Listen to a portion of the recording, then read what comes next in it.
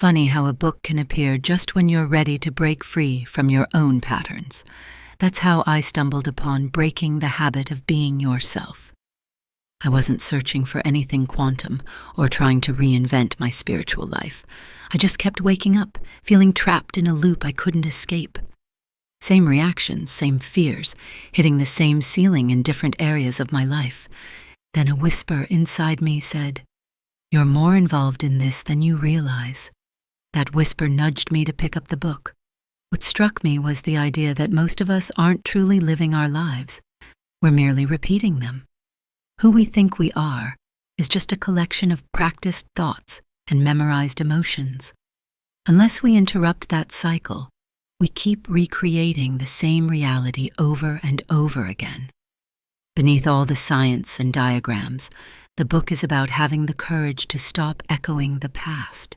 It's about becoming a creator of our future instead. As I read, 5 questions kept surfacing for me. Questions I didn't even know I needed to ask. Why do I keep recreating the same emotional patterns, even when I think I'm done with them? How much of my life is truly mine? And how much is just unconscious repetition? What would it look like to stop letting my environment dictate who I am? If my personality shapes my personal reality, what part of me needs to change first? And perhaps the biggest question, how do I become someone I've never been before? These are the questions I want to explore with you, just as someone who read the book, wrestled with it, and emerged with a new understanding of myself. Question 1. Why do I keep recreating the same emotional patterns, even when I swear I'm done with them? This question hit me hard. I used to think I was stuck because life kept throwing the same situations at me, but I realized those situations kept repeating because I kept showing up as the same person. My emotional reactions were wired so deeply that my body was living in the past, anticipating the same old stress and disappointment. It felt like my body was addicted to familiar emotions, even the ones I hated. You know that moment when something tiny happens and your whole system reacts like it's a big threat? That was me. But for the first time, I didn't judge myself for it. I understood it. The book explains how the body becomes the unconscious mind, memorizing emotions from past experiences. It hit me. I wasn't failing. I was conditioned. So I started noticing those micro moments when my body reacted before my mind caught up. I didn't try to fix them. I just witnessed them. And that created a little space, a gap between the old automatic response and a new choice. My takeaway? You can't outperform a personality your body has memorized. You have to interrupt it. Awareness is the first interruption. This question made me uncomfortable in the best way. How much of my life is truly mine? I realized how often I let my routines and responsibilities dictate who I was allowed to be. Instead of responding to the moment, I was just reenacting a script. Wake up, think the same thoughts, feel the same emotions, behave the same way, repeat. The book described this loop so clearly. My environment triggers my thinking. My thinking triggers my feelings, and my feelings reinforce the same identity. When I read that, I had to admit, I wasn't living. I was merely reacting. So I tried something simple one morning. Before checking my phone, I paused. I imagined a version of me who didn't need the past to define my day. Not a fantasy, just a calmer, more deliberate state of being. I wasn't visualizing in any formal sense. I was giving myself permission to break the cycle. Surprisingly, that day unfolded differently. Not dramatically, but noticeably. I wasn't dragged around by every little external thing. I didn't react as quickly, and one text message didn't set the tone for my afternoon. The takeaway? Your life becomes more yours when you stop letting your environment decide your identity. What would it look like to stop letting my environment define who I am? This question pushed me into a more skeptical space, not dismissively, but practically. It's easy to say, don't let the outside world define you.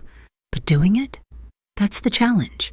Bills are due, someone upsets you, and suddenly you're on autopilot. I learned about overcoming the environment, a key idea that changed everything for me. I started catching myself using circumstances to define my identity. When stress hit, I'd slip into familiar feelings, overwhelmed, anxious, defensive. But I began to question that automatic storyline. Instead of saying, "Here we go again," I paused and asked, what if this moment doesn't have to mean what it used to? Sometimes it worked, sometimes it didn't, but the attempt shifted my relationship with stress. I realized stepping into a new identity doesn't need perfect conditions. You build a new identity by choosing differently amidst the old. The takeaway? Your internal state matters more than external circumstances. I recently asked myself, if my personality shapes my reality, what part of me needs to change first?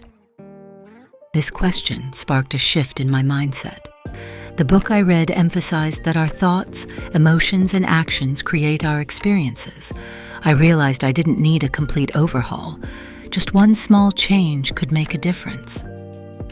I decided to retire the belief that my emotional reactions were just who I am. That belief had become a shield, an excuse not to grow. In its place, I adopted a new belief. My reactions are learned and can be unlearned. This simple shift made me feel empowered again. I also chose to embrace intentional calm, not forced positivity. Just the willingness to pause before reacting changed everything for me. It transformed how I communicate, make decisions, and handle conflict. The takeaway? You don't need to change everything. Just focus on the part that limits you. One small shift can open up a world of possibilities. This question really got me thinking, how do I become someone I've never been before? It led me to explore meditation, not as a ritual, but as a way to break free from my old identity. I realized just how loud my old self was, clinging to familiar emotions. My mind kept drifting to the past or worrying about the future. But instead of feeling frustrated, I understood. Becoming new isn't a single leap. It's about returning to the present, to intention, to the version of me I choose. So I started with tiny 10-minute sessions, breathing, noticing, letting go. Slowly I felt myself softening into a new presence, no longer rushing or lagging behind. My takeaway? Becoming someone new isn't dramatic. It's about consistency. It's choosing the future version of me more often than the past. If you're watching this because you feel stuck in patterns you can't explain or emotions you can't outrun, I want you to know you're not broken. You're conditioned. And guess what? Conditioning can be rewritten. This book offered me a way back to myself, not a miracle or a philosophy, but a real path forward. It helped me interrupt the noise long enough to make a different choice. If any part of this resonates, the full book dives deeper than I can here. You might find those little sparks of recognition I did. But even if you never pick it up, remember this: you're allowed to outgrow the version of you that the past built. You're allowed to become someone you've never been. And I'm rooting for you, truly.